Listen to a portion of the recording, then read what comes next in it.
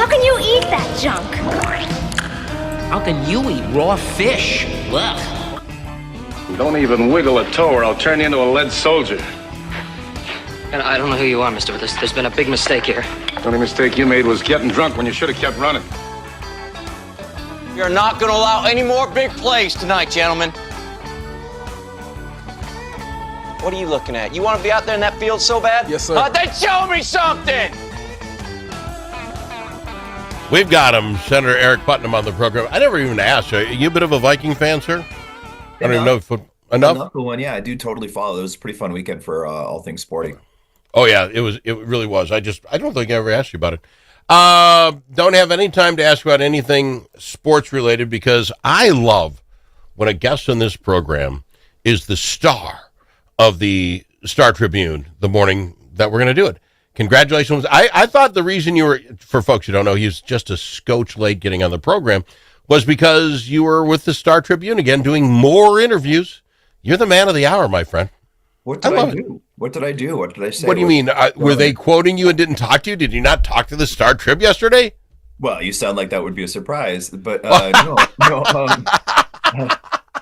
Well, you talk to people, but not okay. So in the gig, right? You talk to a lot of reporters, you do a lot of media stuff, but you never expect it to actually go anywhere. So I'll talk to people, and I usually don't say things that are provocative enough to have them actually print them because I'm accidentally reasonable. Well, you kind of did because of your reasonability, because they hooked the stories on having a special session for gun control, even though in a math problem way doesn't look like it's going to go anywhere.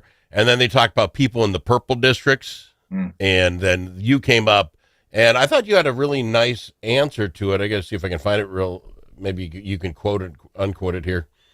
Esports man, the specifics are going to be important to you. You're not here for the show.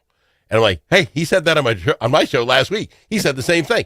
That common sense is going to get you booted out of your club, buddy. I think you might be right, actually. I'm sorry. No, this is yours. I mean, the whole thing. I think Republicans don't like people who have common sense. I think Democrats don't want this common sense stuff going on. But there's something to, and if there's, I don't know if you didn't say it. I don't know if we talked about it last week. Shannon Watson, I remember she said this from Majority in the Middle. The problem with the gun control issue, like some others, is your feeling of safety. Some people feel unsafe if Al has a gun. Al feels safe if he has a gun to protect himself. So it's whose safety and where do we fall on that? And when I start looking at that like that, it changed the dynamic. I was like, you can't take my guns. It's now I'm like, I get it. It's your safety versus mine. But what I don't like about what I'm reading in all the paper today is that, again, rip a government a little bit, we're going to get something done here. We must strike while the iron is hot. People are upset about the shootings at the school. We must do. When's the last time, Putnam, a good piece of legislation was made when people were angry or scared or reacting to something because it happened last week? Name the last piece of good legislation. Well, so, I would say, just back up a little bit, like, people have been working on this stuff for a really long time, so it's not like it's just been done in that space, but I do think it's kind of important that we read things before we vote on them. I know that's a little bit See ya, freak. That's a little bit controversial. But, so you're going to read every 1,400-page bill? Come on, Putnam. No, see, that's the stuff that's going to get you booted. Either booted or put to the top. Why don't you run for governor, my friend? Will you be my LG? Absolutely. You wouldn't want me, though. I don't. Yeah, I would. Because I like this common sense stuff's got to go somewhere. At some point, we've got to do it. The fact you make the papers because you said it's in the specifics, I want to know what it is before I sign off, and that makes you paper material, something's wrong in the world. Not you. You get my point. You know what I'm saying? Something is cray-cray.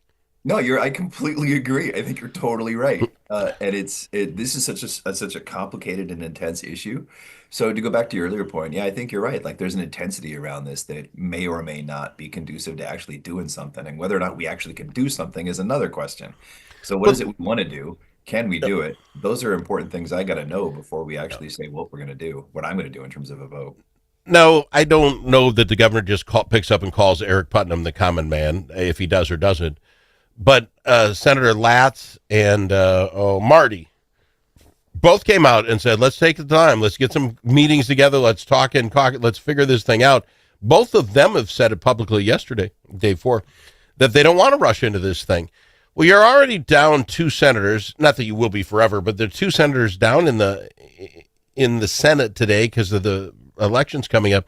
You guys couldn't pass a bill if your life depended on it. You got to get to 34, and there just aren't enough people.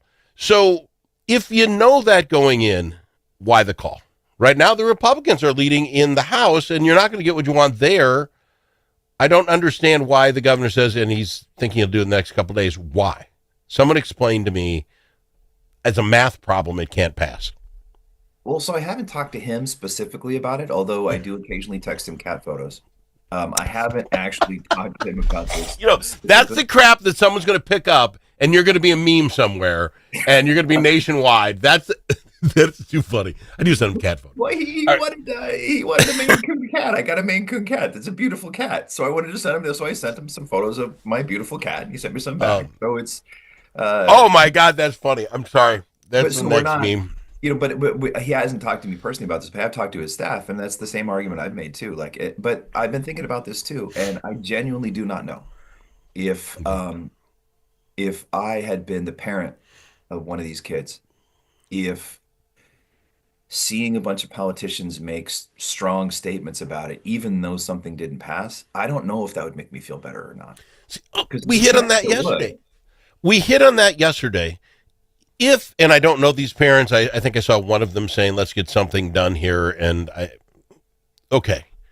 So does it help them to watch 3 days, 2 days, a day of everyone standing up and knocking on the podium and giving their side, and then we walk away with nothing? Does that help these people at all? Well, if that's what I wonder. I mean, like, what do you think? You're hurting them. I've not been in that space, but there's a chance that maybe that does make them feel better. I genuinely don't know. So I'm actually going to talk to some of the parents about it too. Because maybe that does make them feel better. Maybe it does make them feel like there's some progress being made, even though a bill doesn't get passed. That's something I need to think about too. Because I'm with you on the math. It is a math problem, and the likelihood of us passing something truly significant, substantial, and meaningful, it's not super high. So if that's the case, does the politics help people? But do you get to the point you have to pass something? Something is something, and I don't know who it was. Somebody on the program here had mentioned, well, at least we can get that binary trigger thing that the judge pulled out of the we can get that done. We'll pass it as a single bill. And I asked it, I think it was a gal. I said, but wait a minute.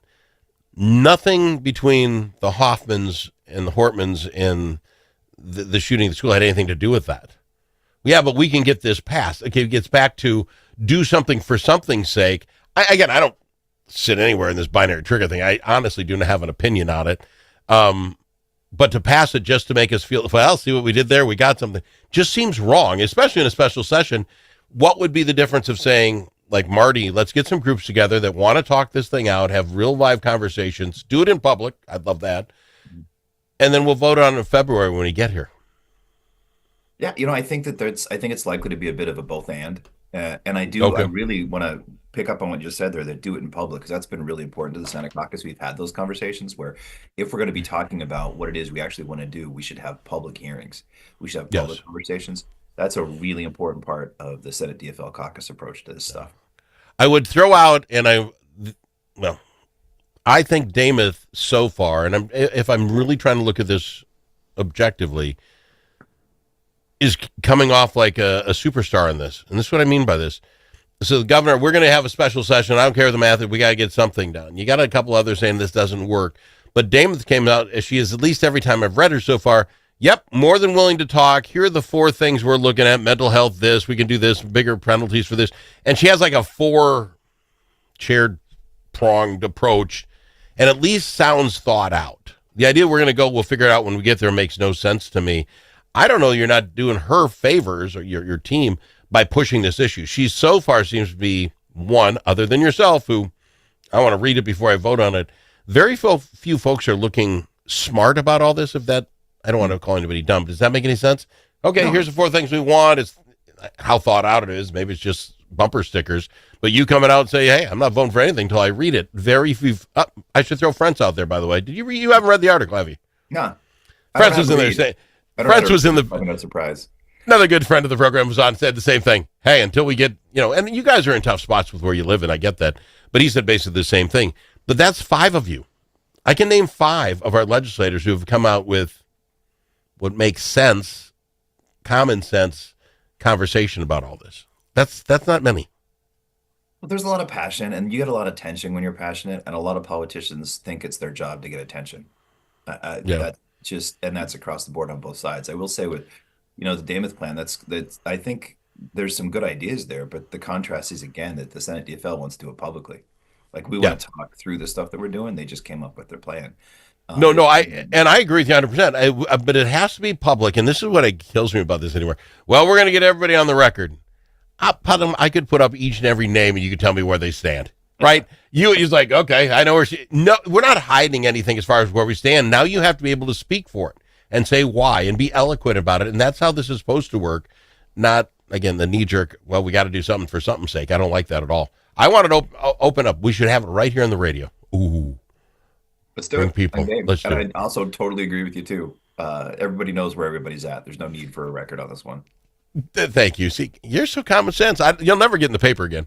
I just like the article. They had to get around to, well, what about other people? Yeah, there's the people in the middle. Let's go talk to Putnam and Friends and say, hey, I'm not voting for anything until I read it. That's how bad it's gotten in the news business. The common sense guy saying a common sense thing, put that on the paper. We'll be back after this. We're going to talk about the governor. Is he in? Is he out? It sounds like he's in. We'll talk about that next. Tired of one-sided media and divisive noise drowning out your conservative values? Take back the conversation with Braver Angels. Join a grassroots movement to restore civility and find common ground without compromising your principles. As a conservative, your voice matters. Share your perspective on issues like immigration and public health in Red Blue workshops and help rebuild trust in our great nation. Be a leader in depolarizing America. Sign up for free at mn.braverangels.org. Braver Angels, where conservatives, liberals, and independents unite for a stronger republic. When the stakes are high at the Minnesota Capitol, you need more than a lobbyist, you need a partner. At Momentum Advocacy, we bring nearly 90 years of combined experience in government relations, public affairs, and strategic communications. From nonprofits to national corporations, we help organizations navigate Minnesota's political landscape with integrity, insight, and results. Whether you need legislative champions or headlines, Momentum Advocacy delivers. For more, visit momentum-advocacy.com. Momentum Advocacy, your friends at the Capitol.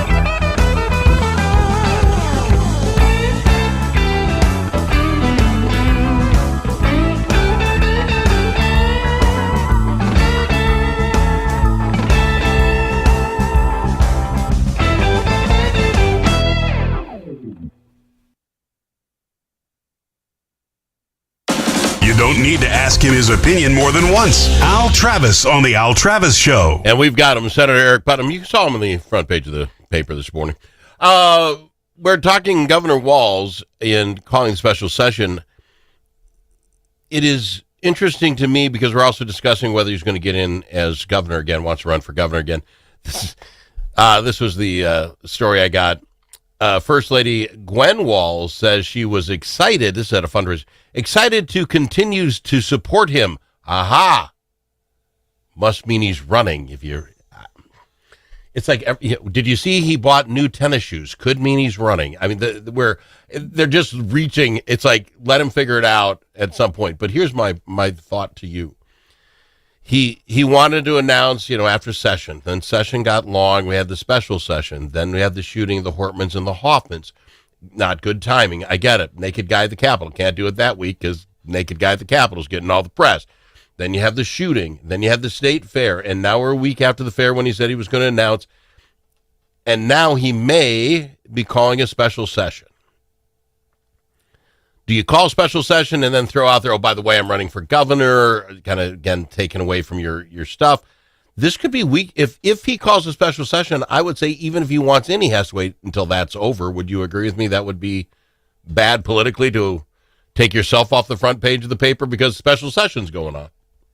Yeah, I don't know which one has to come first, but I think doing them both at the same time would be kind of silly. I would expect that making the announcement before a special session probably would be the least appropriate way of doing it in terms of his own ambition, but I don't really know. It depends if he's in or out, right? If he's out to say I'm not running and then I call a special session, he's kind of you become a lame duck, and that'll change the gun debate much. But if he's in, I'm in and I'm running, then that could actually be quite a decent platform for him. I'm going to get things done. Look, we got something passed. I think if he's in, he should go in first, and if he's out, he has to wait until after the special session. I think that makes sense. I mean, I'm just being a little selfish here because if he announces that he's in and then we have the special session, then that makes it harder to pass stuff too, because it'll be seen as a governor's success or failure. See, that's why I like having you on this program. You bring this back around. Again, I hadn't thought about it like that. So anyway, him getting in, not getting in, how hard is that for your side? What I mean is that there's a lot of backfilling. The auditor thought he might want to run for governor. If the governor doesn't get in, well, then you got to put somebody in that spot to run for that spot. All the seats backfill underneath the governors, and he just does not seem to want anybody to know what he's doing. And state fairs passed. We're, 13 months away from the election. Your thoughts on just how hard that is for the Democrats? I haven't been doing this job for forever, and I'm not like a political dude. I'm not an under the dome kind of dude, but I don't know if this is every year, but it feels like musical chairs still, where everyone's waiting for the music to stop, and then we're going to find out if we have a seat, or who's going to sit where, all those different kinds of things. God, that's a great analogy. So maybe it's that way every year. Maybe it's not. I don't know, but it definitely feels that way to me this year. I would tell you that if we could get it this way all the time, that it's the norm that you don't run for 2 years, you only run for one, I think I would like that better as a whole. But you've already got 3 Republicans that are in, raising money and kicking boots and doing all, kissing babies. So just think time-wise, you put yourself behind, and you're not. Now, I presume he believes he can raise all the money he needs anyway. That's not going to be a problem for him. But if you're the next state auditor, would have liked a little runway there, sir. I'm just throwing it out there. No, I don't think you're wrong at all. I think one of the things I think would help a little bit with this is term limits. I'm a big fan of term limits. We put in term limits, there's a little bit more regularity so that we know ahead of time if someone's coming back. See, and it's so funny because all the way up until maybe mid-50s, I was anti-term limits. You want somebody, vote them the heck out. That we shouldn't have this arbitrary thing. But in the last 15 years, looking at the nation and some of these people that have been doing this job for 40 years and blaming the problems on whoever just happened got the president, I'm ready now. I'm ready to say term limits on all of it. Let's be done. Minnesota can decide if you want a governor a third time this time, but I would not mind term limits at all. I agree with you. It loses some of the power of those positions as well. When I've been your governor or your state senator for 46 years. Right. How much power is that? Good God. All right, I got to fly. I love it. Are you declaring then, you'd be willing to be lieutenant governor then as well? You just opening the door in case For you there's as people- governor? For your governor No. campaign? Just across the board. No, I'm only a second banana to you, buddy. I'm not in for anybody else because then I got to give up this sweet gig. I can't do that. Appreciate you coming on, my friend. Always do. He's Senator Aric Putnam on the Al Travis Show.